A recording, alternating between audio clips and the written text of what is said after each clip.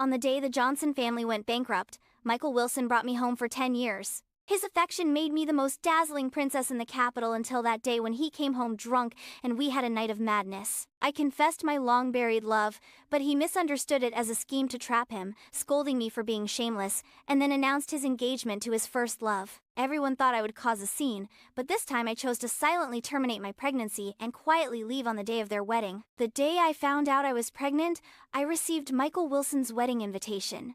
The golden letters on the cover pierced my heart. I crumpled the pregnancy test report and threw it in the trash, but as I turned, I heard a delicate voice say, "Michael, don't touch that. It's not good for the little one to see."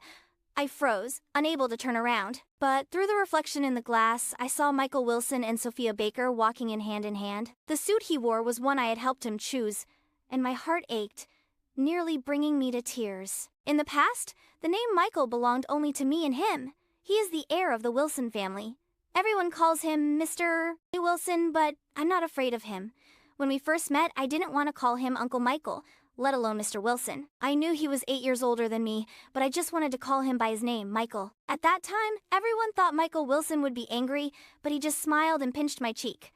As long as Emily likes it, it can be called anything. I thought we would only have a few brief encounters, but an unexpected incident made me lose my parents, and the Johnson family went bankrupt as well. Those relatives who once affectionately called me Emily suddenly turned into strangers, brandishing some dubious bills to try to pressure me. In my most desperate moment, Michael Wilson burst into the Johnson family and protected me. He said, "Emily, don't be afraid, I'll take you home." From that moment on, I was no longer the young lady of the Johnson family, but rather Michael Wilson's most cherished treasure. He was always gloomy and serious, but he decorated my bedroom in pink for me. Knowing I was afraid to be alone, he connected 2 rooms, leaving a slightly ajar door to make me feel safe. He adorned my room with jewelry and fine clothes, and with tenderness and love, he supported my world.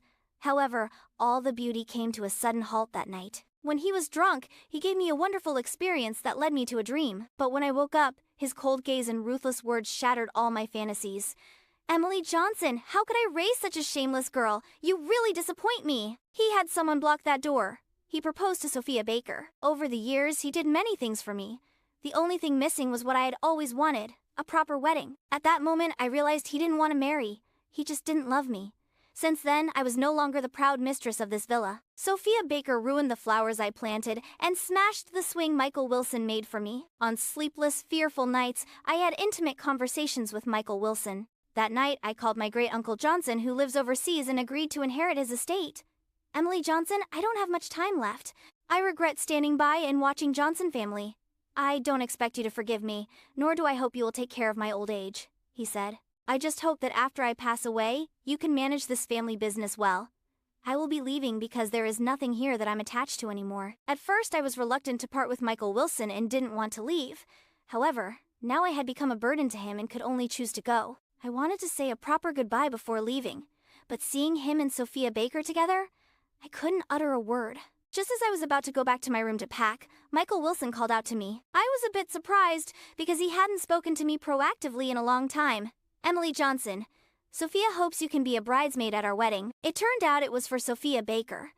I gave a bitter smile and said, "All right, Uncle Michael." It was the first time I called Michael Wilson that, and he seemed a bit uncomfortable. Just as he was about to say something, Sophia Baker interrupted. "Not a bridesmaid, but a flower girl.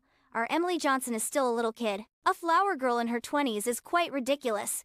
Michael Wilson would never have allowed anyone to treat me this way before." However, this time he just looked at me with an expression that left no room for refusal. I numbly nodded, but my gaze unconsciously fell on Michael Wilson's ring. It was a ring I had made by hand a few years ago, engraved with mountains and raindrops.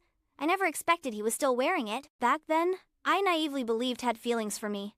He put aside $1 billion contract to take care of me when I was sick. He would get jealous and pinch my face when he saw me talking to other boys. He kept saying to me, "Emily, will you stay by my side forever? I will give you the best." Michael Wilson noticed my gaze, frowned slightly, and without hesitation, took off the ring and threw it into the trash can. I was worried he would see the pregnancy test report in the trash, and in a moment of panic, I instinctively called him by his familiar name, Michael. Michael Wilson's expression instantly turned dark. "Emily Johnson, watch your identity." "All right," All right, don't argue with a child. Sophia Baker playfully tugged at Michael Wilson's arm and gave him a kiss. The coldness in Michael Wilson's eyes immediately melted away, and when he looked at her, it was all gentleness. This is the tenderness I once briefly possessed, only to lose it completely overnight. I realized that some feelings can only be hidden deep within. Once expressed, everything will be lost. After comforting Michael Wilson, Sophia Baker smiled at me and said, "Hey kid, come shopping with us later. Michael said you have a good eye. He used to have you help him choose his clothes and shoes. Can you help us pick out wedding supplies this time?" I was just a lonely girl living under someone else's roof with no right to refuse the matriarch of the Wilson family, so I could only nod in agreement. Sophia Baker didn't like the driver interrupting, insisting that Michael Wilson drive himself. The independent Michael Wilson was completely obedient to her. When getting in the car, Michael Wilson skillfully opened the passenger door, and this time it was Sophia Baker who sat down. The safety charm I had embroidered for Michael Wilson was now replaced with a new couple's keychain. She was not very pleased with this and insisted on putting a sticker for her exclusive seat on the passenger side. Michael Wilson chuckled and sad, immature. Hearing this made my feelings quite complicated, and I turned to look at the scenery rushing past outside the window. Suddenly, a loud crash echoed in my ears. There had been a car accident.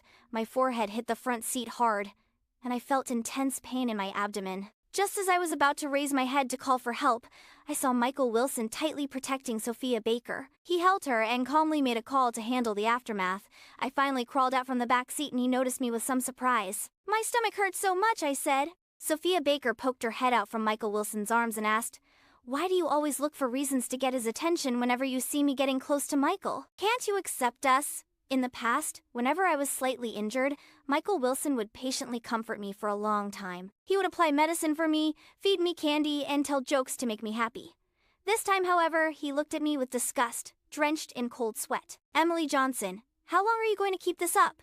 "I'm not." My voice grew weaker. Until I got on the ambulance, Michael Wilson didn't look at me again. My forehead was swollen, and my arm was cut by glass and stitched up with 3 stitches. Pregnant women cannot receive anesthesia, and the doctor looked at me nervously, but I seemed to feel no pain. A child who is not loved always has to learn to be understanding. Seeing that I was sad, the doctor comforted me, saying, "Fortunately, the baby is fine. Can you help me schedule a DC procedure? Aren't you planning to keep it?" The doctor looked at me in confusion. "You were cradling your belly when you were brought into the hospital," I thought. In a daze, I saw the past Michael Wilson sitting by my bedside, tears of worry in his eyes. At that moment, I instinctively wanted to protect our child. But back in reality, I clearly knew that both this child and I were a disgrace to Michael Wilson.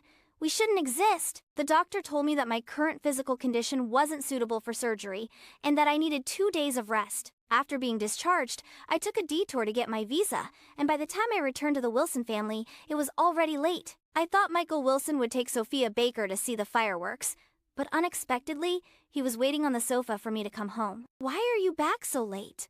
There were a lot of people at the hospital." I habitually looked down to hide my lie, and this time, I actually got away with it. "I saved you some food.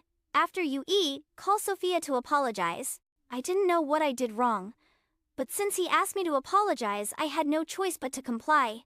I sat at the dining table, which was filled with spicy dishes that Sophia Baker liked. I forced myself to eat a few bites, but the spiciness made me tear up. Michael Wilson seemed very dissatisfied with how I was.